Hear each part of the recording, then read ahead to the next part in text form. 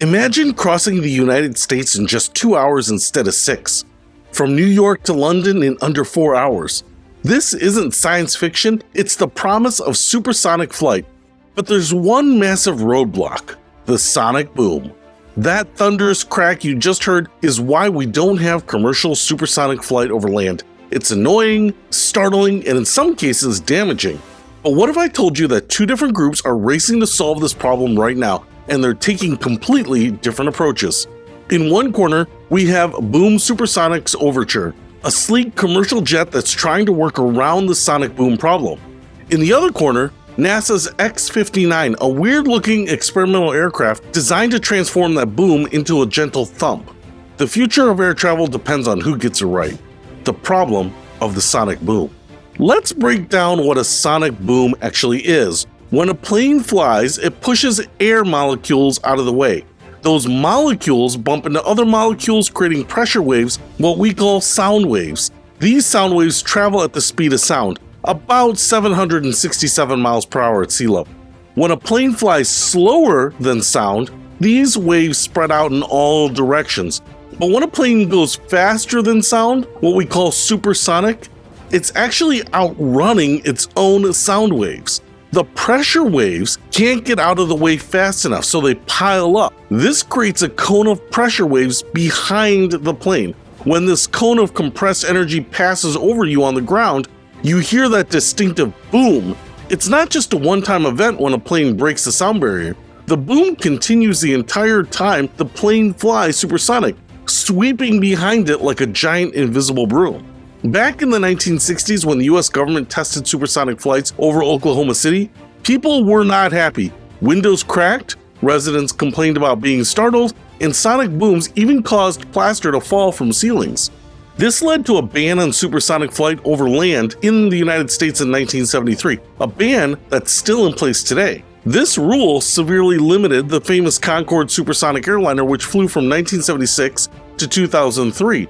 It could only go supersonic over the ocean. That meant most routes weren't worth flying, and the economics just didn't work out in the long run. Boom Supersonic's approach: going around the problem. So how is Boom Supersonic planning to bring back commercial supersonic travel? Well, to be blunt, they're not actually getting rid of the sonic boom. They're finding a way to prevent it from bothering people on the ground. Their plan includes three main flight modes. First, flying at Mach 0.94, just below the speed of sound when over populated land. Second, flying at full speed, Mach 1.7 or 1,304 miles per hour when over oceans. And third, something they call boomless cruise for certain overland sections.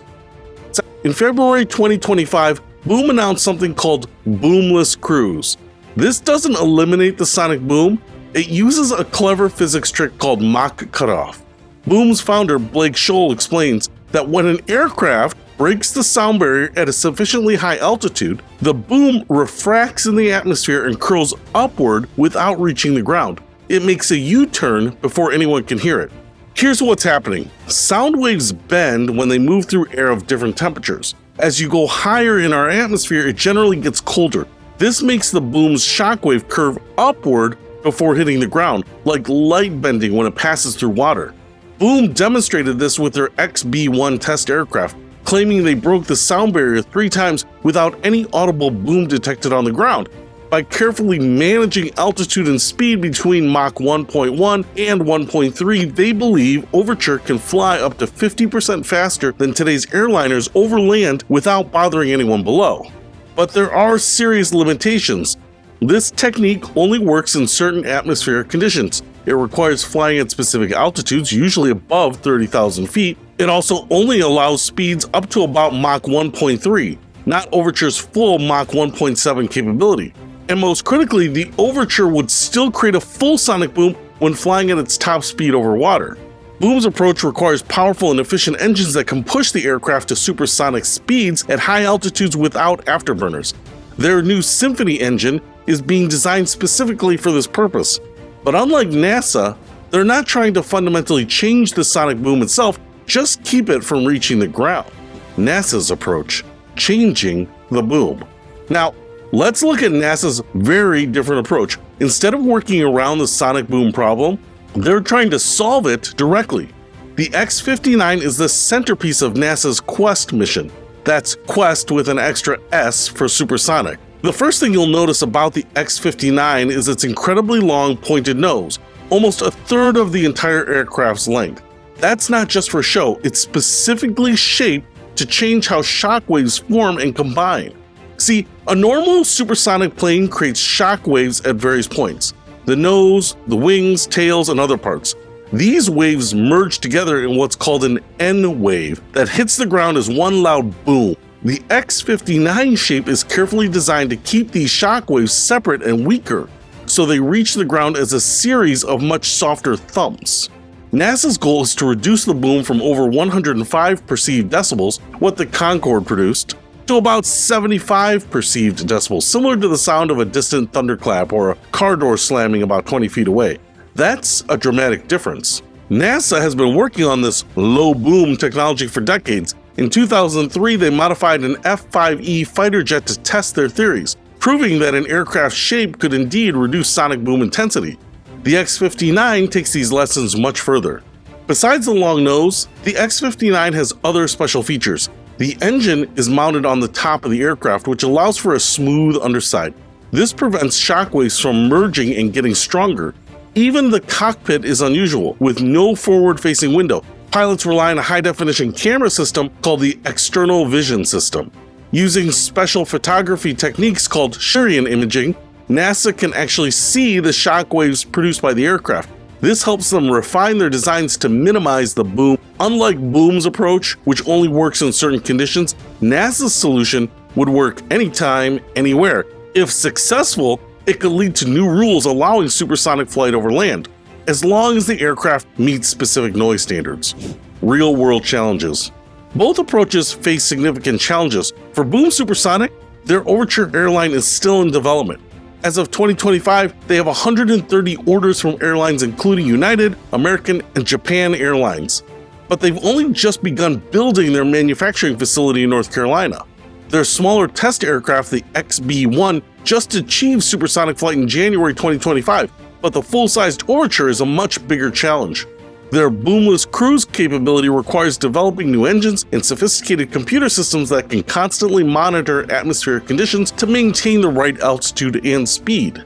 There are also economic questions. Will passengers pay premium prices for faster flights? Will airlines be able to make money when the planes can only go full speed over water? And what about environmental concerns? Supersonic flight typically burns more fuel per passenger than subsonic travel. NASA's X-59 faces its own hurdles. The design is extremely experimental. The shaped boom technology has never been tested at this scale. While computer models and wind tunnel tests look promising, real-world conditions might be different. NASA plans to conduct flights over several U.S. communities to gather data on public relations to the quiet thump. These tests wouldn't even begin until late 2025 at the earliest. There's also a question of timelines. Boom aims to have Overture carrying passengers by 2030. NASA isn't building a commercial aircraft at all. The X-59 is purely a test vehicle to gather data. Commercial aircraft using NASA's technology might not appear until the 2030s. The broader implications. So, why does this all matter? Beyond just faster flights, supersonic travel could fundamentally change how we connect globally. Business trips that currently require overnight stays could become day trips. International collaboration could increase. Tourism could expand to more distant locations. Currently, a flight from San Francisco to Tokyo takes about 11 hours. With Boom's Overture, it could take just 6 hours. New York to London could drop from 7 hours to under 4 hours. These aren't small improvements, they're transformative. And this could just be the beginning. Companies are already designing hypersonic aircraft that could fly at Mach 5 or higher, more than 5 times the speed of sound. The lessons learned from both Boom and NASA will help make those future vehicles possible. The philosophical difference. What's fascinating is how these two approaches reflect different philosophies about problem solving. Boom Supersonic is taking a pragmatic, near-term approach. Work within existing rules. Find a clever workaround and get to market faster, even if the solution isn't perfect. NASA, on the other hand, is taking the more fundamental, long-term approach. Solve the core problem at its source, even if it takes longer and costs more. Both approaches have merit, and we might end up needing both. It's possible that Boom's approach could revive commercial supersonic travel in the short term, while NASA's research enables even better aircraft in the future. Or perhaps Boom's approach will prove too limited, and we'll need to wait for NASA's technology to mature before supersonic travel becomes truly practical. Conclusion: the sonic boom has been the biggest barrier to supersonic travel for over 50 years.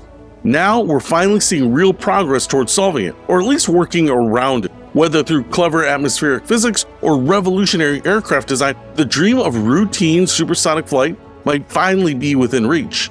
As Boom Supersonic's Blake Scholl puts it, the goal isn't to build a plane that's 10% better than the Concorde, it's to build something that's economically viable and revolutionizes global travel.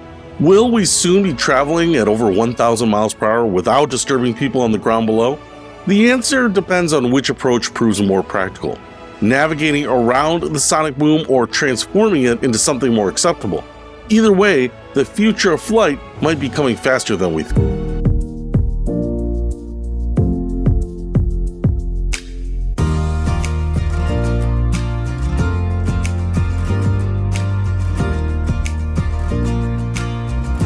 The S is for super, the U is for unique, the P is for perfection, and you know that we are freaks. The E is for exotic, and the R is for raps. So tell those nosy people just to stay the hell back, Supersonic.